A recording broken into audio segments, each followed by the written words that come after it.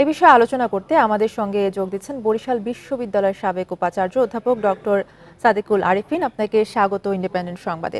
আপনার কাছে আমার প্রথম প্রশ্ন হচ্ছে, বছরে যদি এতদিন স্কুল বন্ধ থাকে আর লেখাপড়াটা আসলে কখন হবে? কারণ এতদিন বন্ধ থাকার পরে এক ধরনের নেতিবাচক প্রভাবও কিন্তু শিক্ষার্থীর মধ্যে পড়ে। হ্যাঁ, ধন্যবাদ আপনাকে। আপনি যথার্থই বলেছেন যে টানা এতদিন বন্ধ থাকার একটা নেতিবাচক প্রভাব তো অবশ্যই রয়েছে, বিশেষ করে শিশুদের ক্ষেত্রে। বিশেষ করে প্রাথমিক বিদ্যালয়ে তো একটা নির্দিষ্ট বয়সের ছেলে মেয়েরা পড়ে, যেটা শিশু হিসেবে আমরা বলতে পারি। তো সেই শিশু কিশোরদের জন্য আহ, একটা দীর্ঘ সময় অনির্ধারিত বন্ধ, সেটা আসলে লেখাপড়ার ধারাবাহিকতার উপরে একটা নেতিবাচক প্রভাব পড়ে। এইটা যেমন একটা দিক। পাশাপাশি সার্বিক যে পরিস্থিতি আহ, অবস্থা ছিল, সেই অবস্থার প্রেক্ষিতে তাদের অভিভাবকদের ক্ষেত্রে উপরেও কিন্তু একটা প্রভাব পড়ে। তো এই যে ধারাবাহিকতা আহ, বাধাগ্রস্ত হওয়া পড়াশোনার, বা নিয়মিত ক্লাসে বা নিয়মিত স্কুলে যাওয়া আসার ক্ষেত্রে একটা ধারাবাহিকতার একটা বাধাগ্রস্ত হওয়া, পাশাপাশি একটা মনোজগতে একটা চাপ তৈরি হয়। এই চাপ, মনোজগতের চাপটি শিশুদের থেকেও বেশি চাপ হয় অভিভাবকদের ক্ষেত্রে।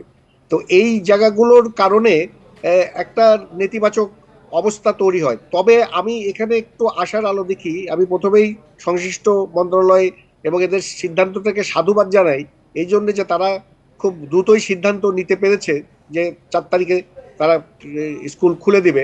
সেই জায়গাটা থেকে আমি মনে করি যে বিগত সময়েও এই শিক্ষা প্রতিষ্ঠানগুলো কিন্তু, বিশেষ করে করোনার সময়ে আমাদের শিক্ষা প্রতিষ্ঠানগুলো অনেক দিন এরকম অনির্ধারিত বন্ধ ছিল, যে বন্ধের কারণেও আমাদের অনেক নেতিবাচক প্রভাব পড়েছিল।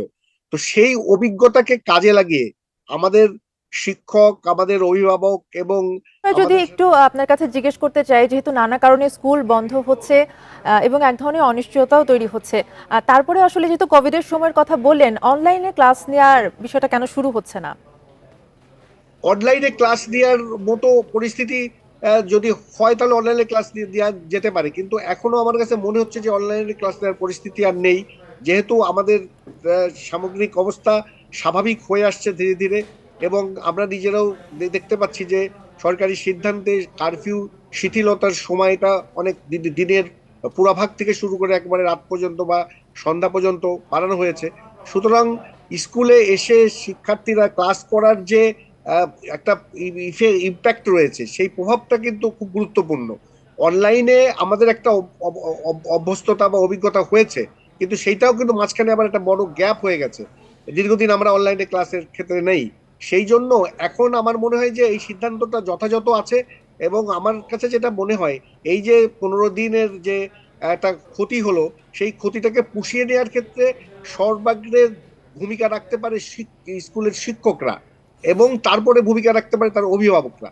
এখন অভিভাবকদের তো সবসময় একটা ভূমিকা থাকেই, শিক্ষকদের ভূমিকা তার সবচেয়ে বেশি দিতে হবে, এই কারণে যে এই ক্ষতিটি পুষিয়ে ওঠার জন্য তাদেরকে কিন্তু সে ক্লাসে সময় বেশি দিতে হবে, এবং শিক্ষার্থীদেরকে সেইভাবে তাদের একটা উদ্বুদ্ধ করতে হবে, যাতে এই 15 দিনের সময়ের যে ধারাবাহিকতার ব্যাঘাত ঘটলো, সেই ব্যাঘাতটা কাটিয়ে ওঠা যায়।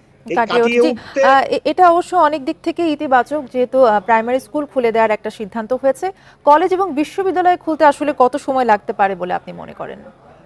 আমার মনে হয় যে যেহেতু আমাদের মাননীয় শিক্ষামন্ত্রী দু একদিন আগেই বলেছেন যে ধাপে ধাপে শিক্ষা প্রতিষ্ঠানগুলো খুলে দেওয়া হবে, এবং নিরাপত্তার পরিবেশ নিশ্চিত করেই শিক্ষা প্রতিষ্ঠানগুলো খোলা হবে। তো সেই আলোকে আজকের যে সিদ্ধান্তটি প্রাথমিক বিদ্যালয় খোলার, এটি অত্যন্ত ইতিবাচক, এবং আমি এই ক্ষেত্রে শিক্ষামন্ত্রীকে সাধুবাদই জানাবো যে তিনি ধাপে ধাপে খোলার জন্য যে উদ্যোগটি দিচ্ছেন।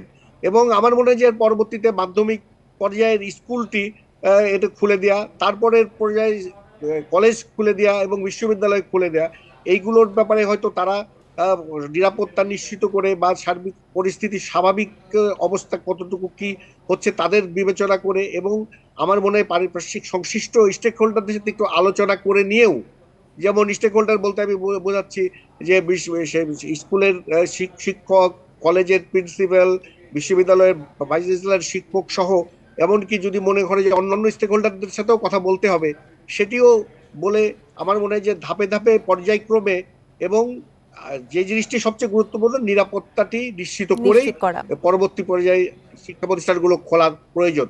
তবে এটা ঠিক যে এর পরবর্তীতে স্কুলটি খুলে দেওয়া, যেমন এইচএসসি পরীক্ষাটি স্থগিত হয়ে আছে, সেই পরীক্ষাটি দেওয়ার খুব দ্রুত ক্ষেত্রেও আসলে শুরু একটি করে দেওয়া খুবই জরুরি, তাহলে শিক্ষার্থীদের মাঝেও আসলে এক ধরনের স্থবিরতা যে তৈরি হয়েছে সেটাও আসলে কেটে যাবে। আপনাকে অসংখ্য ধন্যবাদ আমাদের সাথে যুক্ত হওয়ার জন্য।